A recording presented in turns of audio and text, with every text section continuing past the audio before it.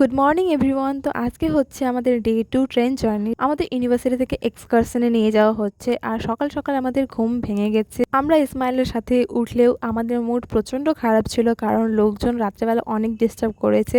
সবাই এমনি এমনি ট্রেনে উঠে যাচ্ছিল। এই যে দেখো আমার পায়ের কাছে একজন বসে আছে, এরকমভাবেই সারা রাত্রি অবধি বসেছিল, আর সকালেও প্রায় দুপুর অবধি আমাদের সঙ্গে এরকমভাবে বসেছিল। আমরা যে কালকে মজা করে পা লম্বা করে আরাম করে গেছি, সেই চান্সটা আজকে ট্রেনে বেশিক্ষণ ট্রাভেল করা সত্যি খুব বিরক্তিকর। আমাদের এখানে দেখে মনে হবে আমরা সবাই পাগল হয়ে গেছি।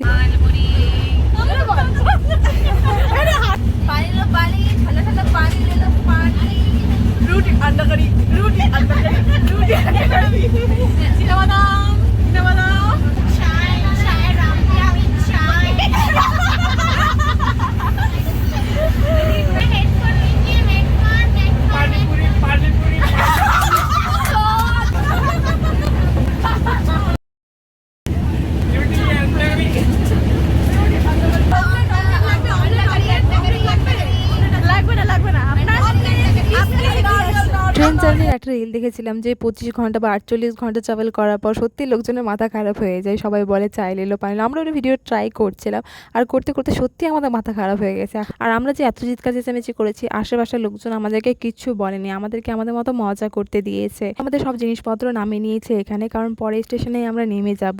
তো এখানে বসে বসে আমরা ডিসকাস করছিলাম যে আমাদের দিনটা কত খারাপ গেল। মানে ট্রেন জার্নিটা সত্যি খুব খারাপ ছিল। কিছুটা মজা করেছি, আর কিছুটা সময় তো বাইরে সব লোকজন ঢুকে আমাদের সিটের নিচে বসে এমনভাবে বসেছিল, মানে পা রাখার জায়গা পর্যন্ত ছিল না। তো যাই হোক, তবু আমাদের জার্নিটা ভালোই গেছে। তো এখন আমরা নেমে গেছি নিউ দিল্লিতে, আর এখানে প্ল্যাটফর্মে আমাদের স্টুডেন্ট মিলে সব ভরে গেছে, জায়গা নেই এরকমটা মনে হচ্ছিল। তারপরে আমি আমার একটা ফ্রেন্ডকে এখানে ফোন দিই যে একটু আমার ভিডিও নিতে, কিন্তু ও এমনভাবে ভিডিও করা আমার ফেসটাকেই দেখা যায় না। তারপর আবার সেকেন্ড টাইম ক্যাপচার করা হয়। তো আমাদের পুরো ট্যুরটা হচ্ছে দিল্লিতে প্রথম কয়েকদিন তো আমাদের থাকার ব্যবস্থা করা হয়েছিল ভারত সেবা আশ্রমে। আমাদের বাস নিতে আসবে, তো এখন আমরা প্ল্যাটফর্ম থেকে বেরিয়ে যাব। আর বেরিয়ে কিছুটা আমরা ফটো ক্লিক করেছিলাম। এখানটায় নিউ দিল্লি লেখা আছে এই স্টেশনের সঙ্গে। এই সময়টাতে এত গরম ছিল, এত টেম্পারেচার ছিল, কিন্তু এই কথাটা আমাদের মাথায় আসেনি। আমাদের এত খিদা পেয়েছিল যে আমরা প্রথমে ফটো তুলে নিয়েছিলাম, তারপর ওয়েট করছিলাম যে কখন আমরা পৌঁছাবো আর আগে খাবার খাবো। তো এখন আমরা বাসে উঠে গেছি, আর এখানে সিট যতজন ছিল তার থেকে বেশি স্টুডেন্ট ছিল, তাই একটু কষ্ট করে বসতে হয়েছিল। আর এমনিতেও অনেক ছেলেরা দাঁড়িয়েও ছিল। একে তো অনেক খিদা পেয়েছিল, তারপর বাসে উঠে অনেক টায়ার্ড হয়ে গেছিলাম। তার ওপর 3 জনের সিটে আমরা 4 জন বসেছিলাম, তো আমি প্রপারলি ব্লক করতে পারছিলাম না, অনেক কষ্ট হচ্ছিল, তো আমি বন্ধ করে দিয়েছিলাম। তারপর রাস্তার ভিউ দেখতে দেখতে যাচ্ছিলাম। তারপর মাঝখানে আবার উঠে যাই ফটো তোলার জন্য। তারপর মাঝখানে এই হনুমান মন্দিরে দেখতে পেয়েছিলাম, যেটা দেখতে আমার ভীষণ ভালো লাগছিলো। এখানে অনেক ট্রাই করছিলাম মুখটা নেওয়ার, কিন্তু মুখটা বললো অন্য সাইডে আছে। তো ওটা একটা ফটো আমি তুলেছিলাম, যেটা আমি অ্যাড করে দিয়েছি এখানটা। তারপর ফাইনালি এখন আমরা পৌঁছে গেছি ভারত সেবা আশ্রমে। এখানে ঢুকে প্রথমে আমরা আমাদের জিনিসপত্র রেখে দিই, লাগেজপত্র যত কিছু থাকে। মন্দিরটা আমি ভেবেছিলাম পরে দেখাবো, সেই জন্য আমি এখন কিছুটা ক্লিপ নেইনি, কিন্তু পরে আর সেরকমভাবে দেখানো হয় না। তো তাড়াতাড়ি করে ব্যাগ রেখে চলে গেছিলাম খাবারের জন্য। এখানে যতজনকে দেখা যাচ্ছে সবাই হচ্ছে আমাদের স্টুডেন্ট, আর এখানেও সব স্টুডেন্টই আছে আমাদের, প্লাস স্যার আছে এখানটায়। আর এখানে যাই না, কারণ এখান থেকে আমার স্টার্ট হয়েছিল। আমি এত ইন্ট্রোভার্ট হয়ে গেছিলাম, আমি ব্লগ করতেই পারছিলাম না ঠিক করে।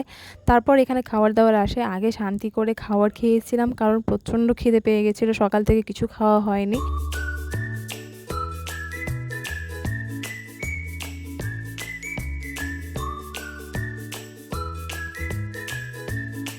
সবাই কত সুন্দর করে এইভাবে গোল করে ঘুরে আশেপাশে ভিডিওটা ক্যাপচার করে, তো আমিও ট্রাই করছিলাম, কিন্তু ঠিকভাবে হয়নি। তার উপর আমরা এখন যাচ্ছি রুমে, আর আমাদের রুম হচ্ছে 5th ফ্লোরে। মানে আমাদের উঠতে এত কষ্ট, নামতে এত কষ্ট যে আমরা একবার রুমে গেলে আর নিচে আসি না।